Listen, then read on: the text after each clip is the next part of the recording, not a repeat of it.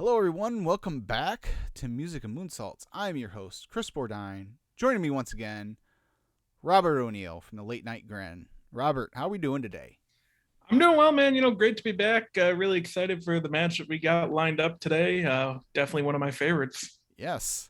Uh, I believe this is the first time I've watched a Brock match on on here with anyone, so this will be fun. I'm all screwed up because the WWE decided that they wanted to mess up their schedule all year. I'm still in SummerSlam mode, even though, you know, SummerSlam was like a month ago at this point. Boy, it was sure crazy how Cody came back on like 2 months healing from that pec injury and beat Roman. That's crazy. Yeah. But no, so we're keeping with traditional SummerSlam time here, and we're gonna watch a match that's 20 years old. Possibly not. I'm gonna go ahead and say it. It's the best SummerSlam of all time. SummerSlam 2002. We're gonna watch the main event of that show, which saw Brock Lesnar face The Rock for the WWE Undisputed World Heavyweight title. So, and in case there's some of you who aren't aware, Mr. Robert O'Neill here is a super Brock Lesnar fan. So Yes. I was like, I got to watch this one with Robert. So Yeah, and like I said, it's one of my favorite. It might be the match that I've actually watched more than any other match ever. It's either this or Brock Goldberg from WrestleMania 33, just because they're short and they're impactful. They get to the point and just good stuff. yeah, it's not a super long main event, which is good because the match before it was a fairly long match, and so yeah, the match before it was almost a half hour. So this one, didn't need to be super long on top of it. So Mm-hmm. there's certain companies that could learn from that in today's day and age, but that's a story for another time. So if you open up your Peacock and SummerSlam, season 15 is what we're looking at. If you're out of the States and still have the old WWE network, bless you, and I hate you all.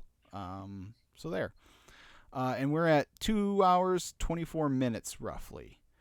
We're going to start here with the entrances here in a minute. So I'll give you guys a minute to catch up. Robert, how are things over at Late Night Grin, man? Oh well, at this point we're about a year in because we started SummerSlam weekend last year because I was in Vegas and true. Punk came back and That's true. Yeah. Brock came back the next night, so it was a really busy weekend and yeah, it's kind of when we got going. So The infamous Lily Jack in the Box. yes, Yeah. Yeah, crazy it's been a year already. it is. It's wild, but Yeah. things are going great though. Awesome. All right, so you all should be caught up. 2 hours, 24 minutes. And I'm going to give a short little countdown, and then we're going to press play together. So we're going to go in 3, 2, 1, play. We're live from the Nassau Coliseum. Yes. I'm confused. Like, this arena's been like, they're supposed to tear this thing down like 5 times now, right? Like, it seems like. Yeah, it felt like it was like going to be condemned at one point, and then like they made the Islanders move to Brooklyn. Yeah. For like a year, and then like they realized, well, that's not going to work, so they moved back. I remember like, I want to say it was like 2017. It was shortly after, because I know Joe Louis Arena closed in 2017, and that's when they had the. I was at both the last Raw and the last ever house show at Joe Louis Arena. And there you go. I want to say shortly after, like they had, because I know at the Raw, I was very upset that they had these special "Last Go with the Joe" shirts, and it was red, and so "Let's Go with Joe," and on the back it had every event that they had at Joe Louis Arena over the years, and I really wanted it. And I think it snowed that day, so by the time we got there, like they were all out of my size. Oh, okay. So I didn't end up getting one. I was really bummed. But I seem to remember as The Rock comes out now, he lays the belt down on the ramp, and We're gonna get we're going. started here. Sprints to the ring.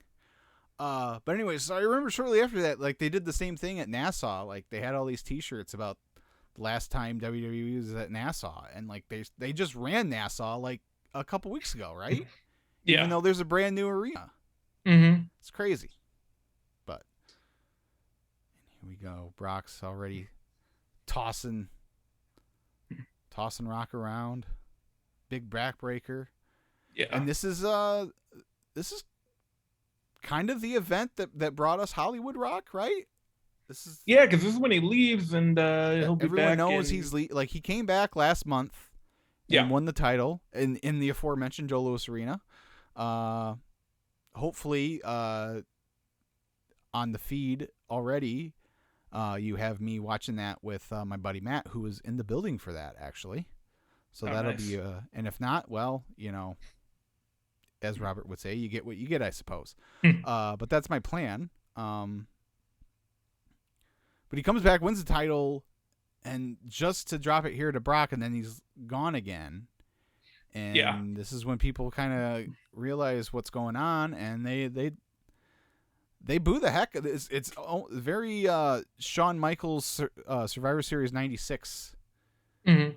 Those kind of vibes. So because I don't know for sure that Rock came back, just because Austin left, but that's kind of what it feels like. Kind of felt that way, right? Yeah. Because obviously he does the Hogan match, and then they didn't really have much else. He did the Goldberg stuff next year, so Hogan stuff is. Yeah, he did the Hogan stuff. He was around obviously for the draft. Mm-hmm. And then he was gone. And came back and to do this, and then he leaves again until January, right? Yes. Or February, yeah. Because No Way, so sometime late January, early February. Yeah, because they do another Hogan match at No Way Out, and it's not very good, and then they set up the Austin match. Yeah. But yeah, again, I mean, it's interesting. Like if he doesn't come back, I don't know who Brock would face here, because they're clearly setting him up. He'd beat Hogan, he'd beat Flair by this point. They're clearly gonna make him the guy. So it's good that it was The Rock. And they do the Undertaker match. They do the Undertaker feud after this, so I guess they could have started that earlier. I mean, Undertaker wrestled Test on this show. It was probably the low point of the show. Mm-hmm. So they could have done that, I guess. Started that sooner, but I mean, it almost had to be The Rock, right? Yeah. But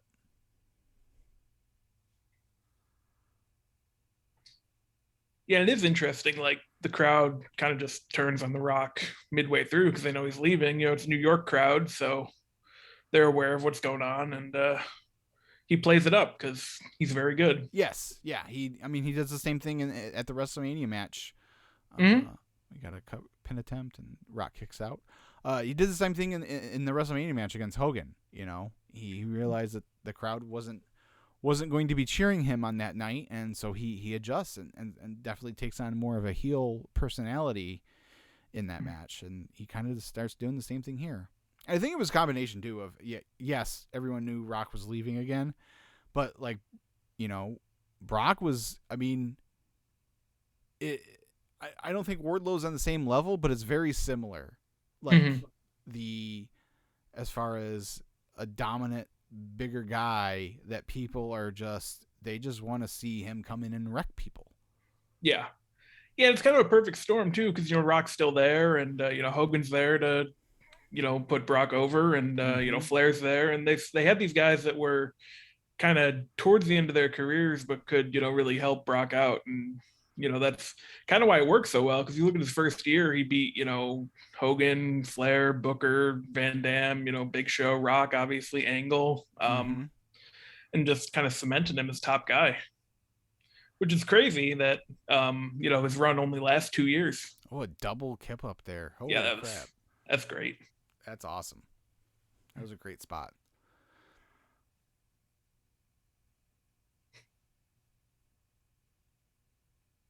He's trying to knock the big man down, but he won't go.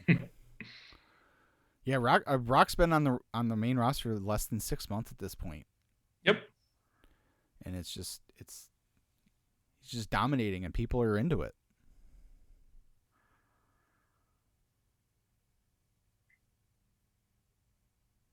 Yep. Go for sharpshooter. Yeah. Around the ankles. Oh. Look at Heyman still doing it too. Mm-hmm. All these years later.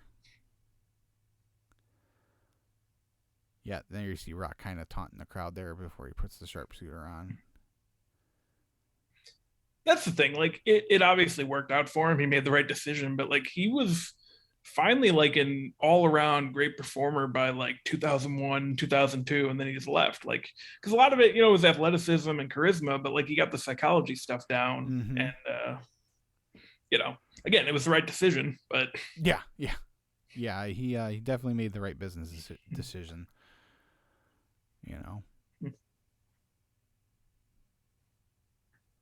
And I think too, like at the time, I think he was. I don't know if it was his call or if it was people around him, but he was starting to. Not so much here because he's still coming back, but after the Goldberg match, he kind of he doesn't like dismiss wrestling, but he definitely distances himself a little bit. Yeah. Whereas nowadays he's fully embraced.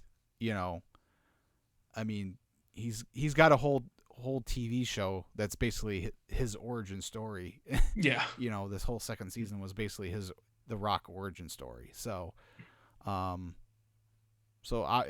it's a little bit different now, where he's definitely. I mean, he's tweeting at Cody and Seth talking about their Hell in a Cell match and stuff. So, are we gonna get? Brock's got the chair. What are we gonna do here? Okay, I thought for sure he was gonna scramble Rock's brains with that. It's been a while since I've watched this match. And then the waist. Wait, it's more of a waist lock than a bear hug. But either way, this is the move that quote unquote retired Hulk Hogan. Yes.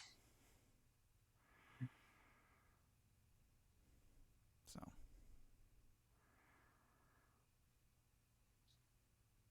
Is that the one where he like Hogan's a bloody mess and he like takes it and smears it on his chest, right? Yep. Okay, that's what I thought. Yeah, it's awesome.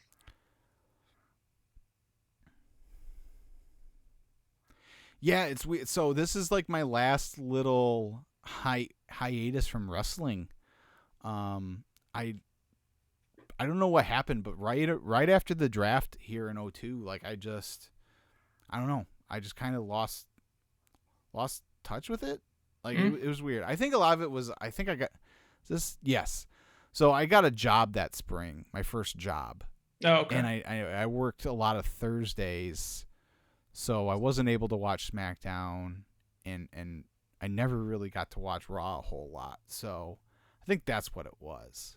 And it wasn't until the end of 2003, like literally like the last Raw of 2003, that I caught it and got back in the Triple H Shawn Michaels match. Yes. Ironically, I saw that and I was like, oh yeah. In fact, I didn't even know Shawn Michaels was back wrestling until I was like, wait, Shawn Michaels is back wrestling? What the heck? This is awesome. We're doing the 3 count. See, they don't do that anymore, and I like that. It's a good spot. It's I can go either way on it. Like I can see why people think it's a little hokey. Mm-hmm. And I do like it's a good spot if you're doing this. If that's not going to be the finish. Yeah. But if you're like if that was going to be the finish, I do kind of like the just checking the hands once and calling the bell for time's sake, That's fair, yeah. So Rock trying to come back. Oof.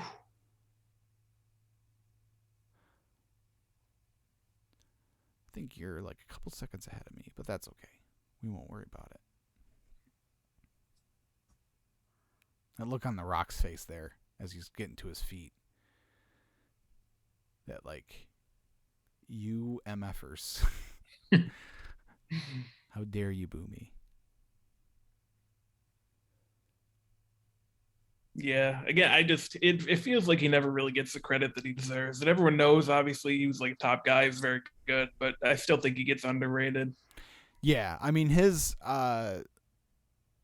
his like late 99 into 2000 and 2001, he's just on a really high level that he's operating at that I think gets overlooked for whether it's cuz he didn't stick around or whether it's look at Brock. Look at the athleticism taking that bump over the top rope. That's pretty great. Yeah, I don't know if it was the time or the fact that he didn't stick around, what it is, but he was just on a different level at that time. And I think it is kind of the times, because I was, and it coincides really because I mean they spent a lot of that time fighting each other, but Triple H, that same time frame to me is just an all-time run from like late 99 into the spring of 01, when he tears the quad. Yes. Like his run, and again, it's because they spend a lot of time fighting each other, so maybe that's why it matches up. But both of them are just really great, and I don't think either of those runs really get the recognition for being the great runs that they are. Not even maybe from a business standpoint, it was just from like on-screen work and stuff like that. But oh man. Brock launched himself in that catapult. He did.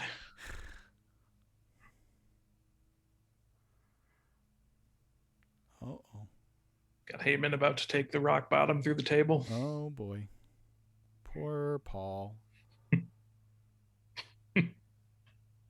Didn't really get up too much, but Well, I mean, come on.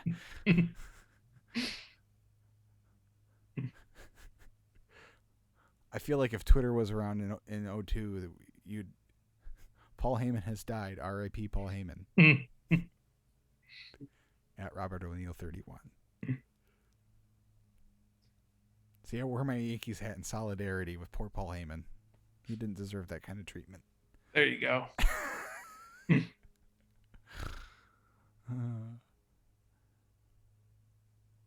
I liked when they had the SmackDown referees wear the blue shirts. Yeah, it was just it was different. Like it's cool.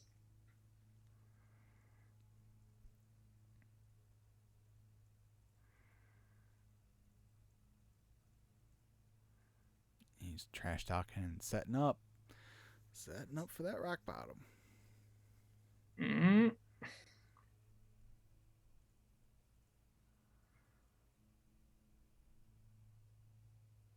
Oop, hit it. Bam.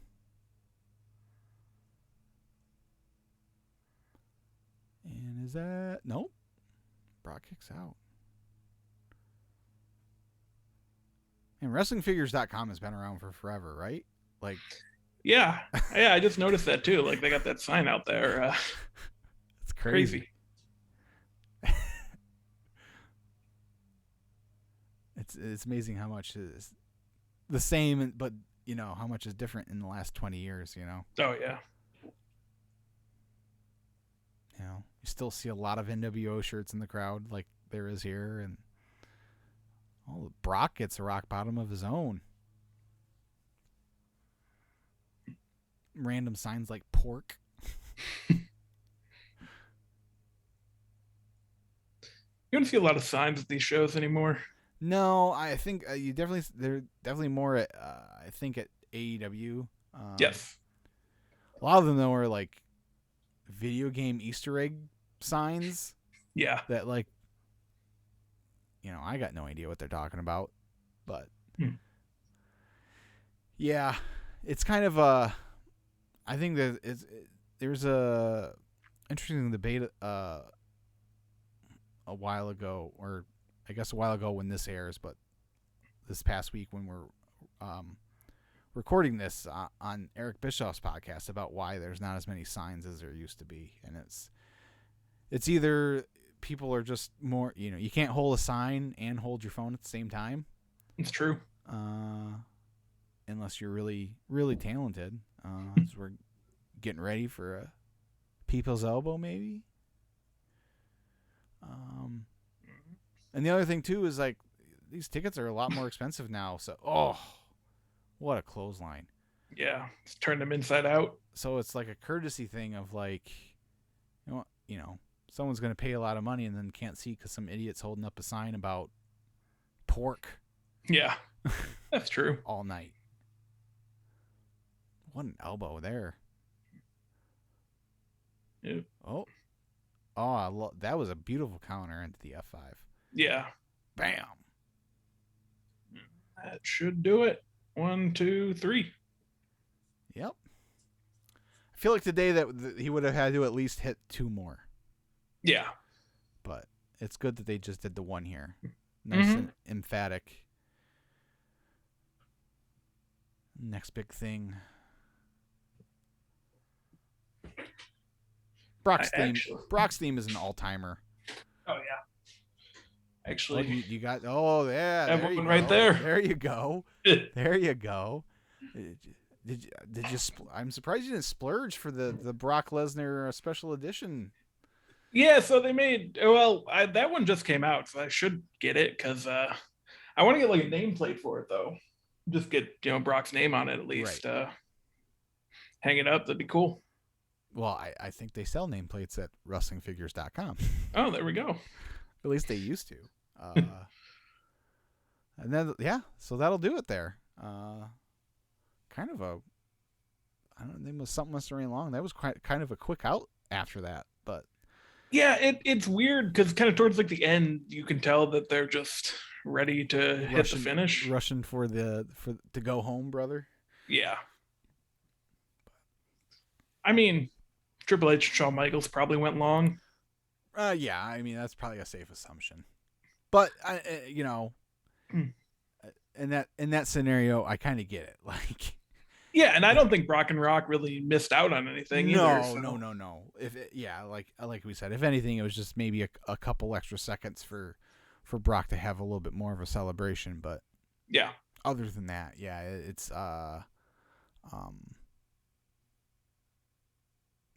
they, as far as the match goes, they got all the time they needed, I think. So yeah, cagematch.com or .net, excuse me. .com is probably something way different. That match got 7.83 and 3.25 stars in the Observer, which I'd go at least 3.5. But no, it's a good match, and it's one of the things that it's a hot button issue seems like has been for a while of the established guy putting over the young guy for the belt to propel him onward. So, but that's exactly what Rock did there on that night. So yep, exactly. Robert, again, tell everyone about latenightgrin.com. Yeah, latenightgrin.com. You sign up for $1 a month and get all kinds of content. We got 4 hours every week after Rampage, which it's not 4 hours about Rampage. It's about 45 minutes about Rampage, and then 3 hours about whatever ends up happening from there. And depending on the week, that 45 minutes is like interspersed throughout the 4 hours, though. It's not like it's a 45-minute block and then... Yeah. Yeah, but yeah, we got some free stuff too. That's on Twitch, twitch.tv/latenightgrin. Just a lot of fun, a little bit of something for everyone. Like, it's not just AEW stuff, it's not just WWE stuff. We really try and spread it out and kind of talk about everything. Yeah, I mean, you got you got the Oracle of Wrestling, and he does the historical Oracle. Yes. That's a really good show. You've got Fed Dead Redemption, where you're talking about current WWE stuff, and all the stuff that, Jay Shell brings, and you guys got a really good mix of stuff there. So, but, follow Robert. Follow Late Night Grin. You can follow me at Ibanez Chris. musicandmoonsalts.com is the direct link to this channel. You can find me on audio podcast platforms all over as well. So that'll do it. Until next time, guys. See ya.